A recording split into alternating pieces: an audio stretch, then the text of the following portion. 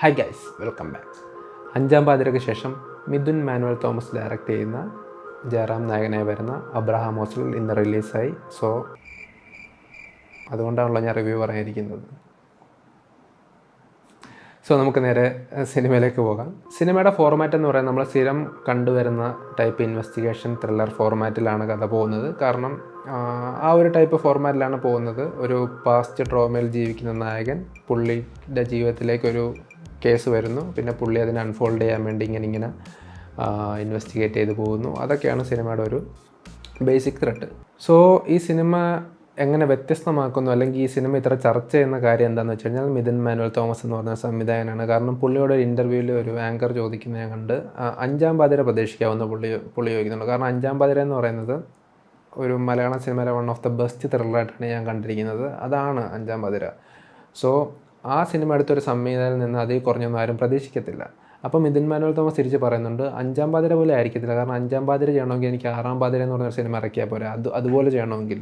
So ഇതൊരു emotional ത്രില്ലറായിരിക്കും, വളരെ ഒരു സ്ലോ പേസിൽ പോകുന്നൊരു പടമായിരിക്കും. ജയറാമും അത് തന്നെയാണ് പറഞ്ഞത്, ഞാൻ കേട്ടായിരുന്നു. സോ ഞാൻ അത്ര എക്സ്പെക്റ്റ് ചെയ്തേ പോയുള്ളൂ. അതുപോലെ തന്നെയാണ് സിനിമ ഒരു സ്ലോ പേസിലാണ് പോകുന്നത്. പടത്തിൻ്റെ ഫസ്റ്റ് ഹാഫ് ആകുമ്പോഴേക്കും പടത്തിന് നല്ലൊരു കൺക്ലൂഷനൊക്കെ കിട്ടുന്നുണ്ട്. അപ്പോൾ നമുക്ക് കാര്യങ്ങളൊക്കെ മനസ്സിലാകുമെന്ന് വെച്ചാൽ ആ ഒരു ടിപ്പിക്കൽ ഒരു ഇൻവെസ്റ്റിഗേഷൻ സിനിമയായിട്ടാണ് പോകുന്നത്. ഓക്കെ, ഫസ്റ്റ് ഹാഫ് അങ്ങനെ കൺക്ലൂഡ് ചെയ്തു. സെക്കൻഡ് ഹാഫ് തുടങ്ങി കഴിയുമ്പോൾ ഒരു മാരക ഐറ്റം വരുന്നുണ്ട്, ഒരു കിടിലൻ ഐറ്റം. ഒരു മെഡിക്കൽ കോളേജ് സീനാണ്. അതൊന്നും പറയാനില്ല, നിങ്ങളത് അതിൽ കിട്ടിയൊരു തരിപ്പുണ്ട്.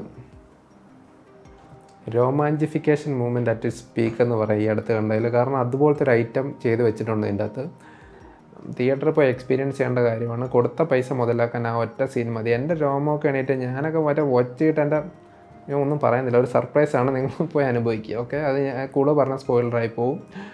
പിന്നെ എനിക്ക് ഇതിൻ്റെ അത് എടുത്ത് പറയേണ്ടത് മിഥുൻ മോഹനൻ എന്ന് പറയുന്ന പുള്ളിയുടെ സൗണ്ട് ട്രാക്കാണ്. OST അടിപൊളിയായിട്ട് കേട്ടിട്ടുണ്ട്. കാരണം സിനിമ മൊത്തം നമുക്കറിയാൻ പറ്റുന്നുണ്ട് ആ സൗണ്ട് ട്രാക്കിൻ്റെ ക്വാളിറ്റിയും കാര്യങ്ങളും അതുപോലെ ചെയ്ത് വെച്ചിട്ടുണ്ട്. നല്ല രസമായിരുന്നു കേട്ടോണ്ടിരിക്കാൻ. പിന്നെ അടുത്ത പറയാനുള്ളത്, ഇതിൻ്റെ അകത്ത് ആക്ട് ചെയ്തിട്ടുള്ളവർ ജയറാമിൻ്റെ ഒരു കംബാക്ക് തന്നെയാണ് സിനിമ. കാരണം 3 വർഷമായിട്ട് പുള്ളി മലയാള സിനിമ ചെയ്യുന്നില്ല, ഇപ്പോഴാണ് ചെയ്തു തുടങ്ങിയത്. തിരിച്ചു വരവാണ്. കാരണം പുള്ളിക്ക് ചെയ്യാനുള്ള അതുപോലത്തെ ഒരു ക്യാരക്ടറാണ്. ഒരു വിഷാദരോഗം കാര്യങ്ങളൊക്കെ ബാധിച്ചൊരു പോലീസ് ഓഫീസർ. പുള്ളിയുടെ നിപ്പിലാണെങ്കിലും നടപ്പിലാണെങ്കിലും നമുക്ക് ആ ഒരു ക്യാരക്ടറിനെ തന്നെ കാണാൻ പറ്റത്തുള്ളൂ. അതിനെ പറയണ്ടല്ലോ, ആസ് യൂഷ്വൽ. അനശ്വര കിട്ടിയ റോൾ അടിപൊളിയായിട്ടുണ്ട്. ജഗദീഷ്, പിന്നെ കുറച്ച് അർജുൻ അശോകൻ, പിന്നെ വരുന്ന കുറച്ച് ക്യാമിയോകളുണ്ട്, അവരെല്ലാവരും. പിന്നെ ഫ്ലാഷ് ബാക്ക് കാണിച്ച കുറച്ച് ആൾക്കാരുണ്ട്, അവരെല്ലാവരും.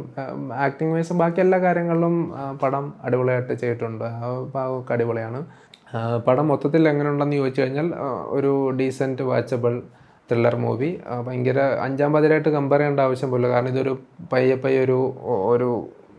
ഒരു ടിപ്പിക്കൽ ഇൻവെസ്റ്റിഗേഷൻ മൂവിയാണ്, ഒരു ഇമോഷണൽ ഡ്രാമ എന്നൊക്കെ പറയാം. It's A decent watchable investigation movie. പിന്നെ ഇടയ്ക്ക് വരുന്ന കുറേ സർപ്രൈസുകളൊക്കെ മിസ് ചെയ്യാണ്ടിരിക്കുക, ആരും സ്പോയിൽ ചെയ്യാണ്ടിരിക്കുക കമൻറ്റിലാണെങ്കിലും. സോ അതാണ് എനിക്ക് സിനിമയെക്കുറിച്ച് പറയാനുള്ളത്. Thank you for watching.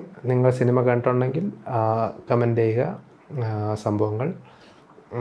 പിന്നെ 3.5 മിനിറ്റ് റിവ്യൂ, ഷോർട്ട് റിവ്യൂ, അതാണ് ഈ ചാനലിൻ്റെ ഐശ്വര്യം. ഓക്കെ.